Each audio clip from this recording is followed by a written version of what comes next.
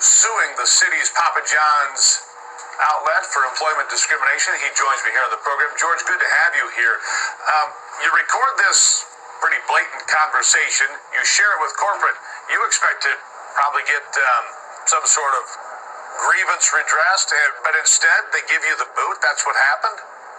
Oh, yes, definitely. And I mean, I followed all the proper chain of commands. I went to started with the assistant manager, then I went to the general manager, then I went on to the regional manager.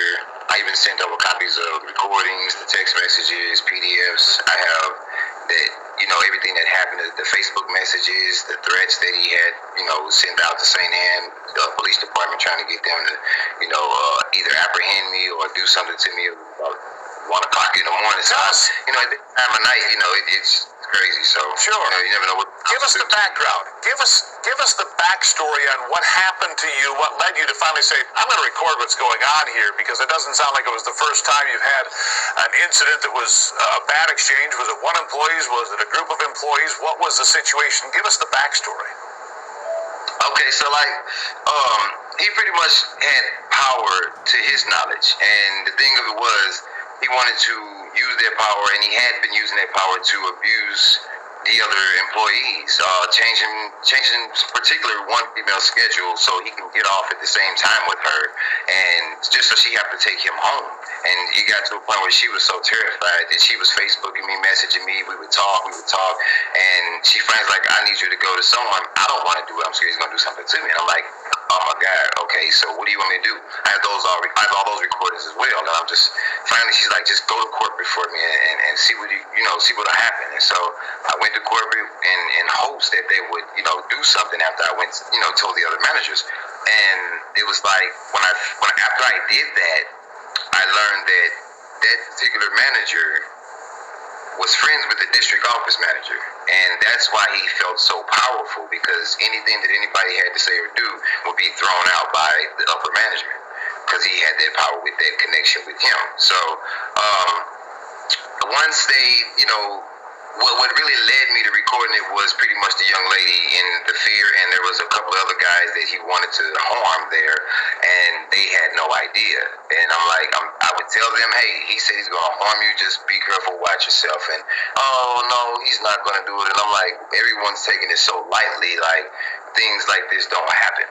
Like, people don't just snap out. And if you would look at his Facebook page and him sending me messages from him trying to commit suicide, cut his arm up, that right there. So there was a whole pattern here of behavior, and you took it to the proper places, and basically it all fell on deaf ears. Now, if I'm not mistaken, John Schnatter is here. He is the founder and former CEO of Papa John's, has more experience than anyone at that company. John, thank you for being here. You've heard George's story here.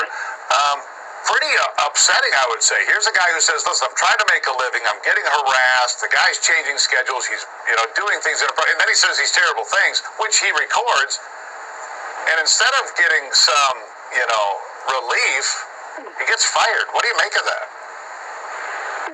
Well, God bless George. I mean, he's got 4 kids and a wife and a family.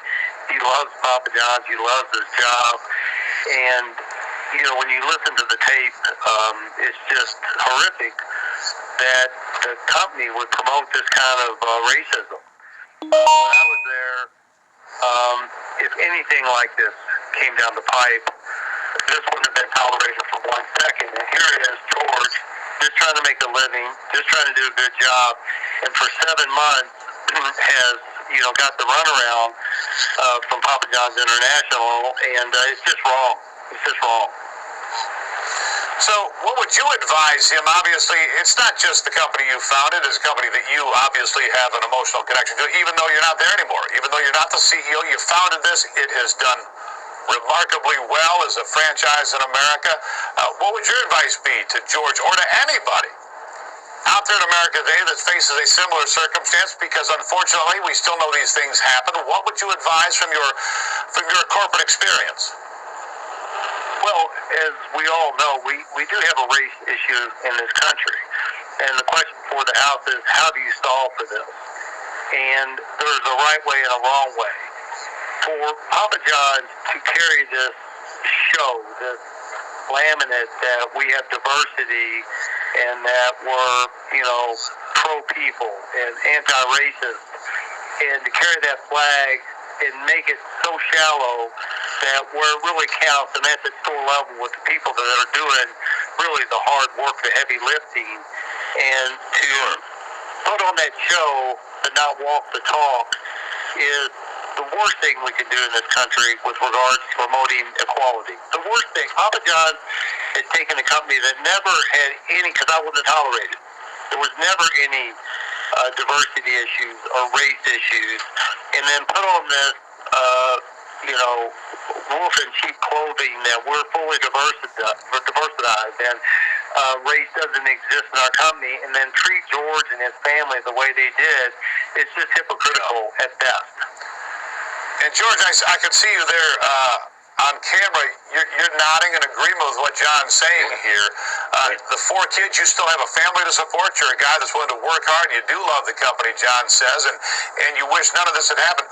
Where do you want to go from here? What do you hope the outcome is? Basically, I'm hoping for justice on my end.